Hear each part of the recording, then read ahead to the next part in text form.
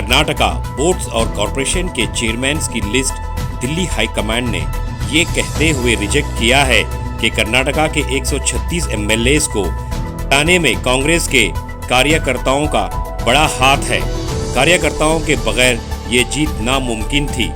इस बात का इजहार करते हुए राहुल गांधी ने रियासती हुकूमत के जानिब से भेजी गई लिस्ट को मुस्तरद किया है। इस लिस्ट के रिजेक्ट होने से चीफ मिनिस्टर सिद्धरामैया और डिप्टी चीफ मिनिस्टर टीके शिवकुमार की उलझनों में इजाफा हुआ है। अब नए सिरे से लिस्ट को तैयार करना होगा।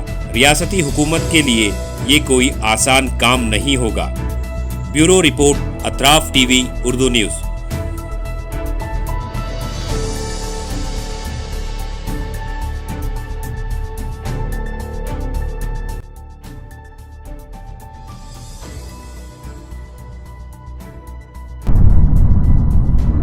अतराफ टीवी, हर बात सच के साथ।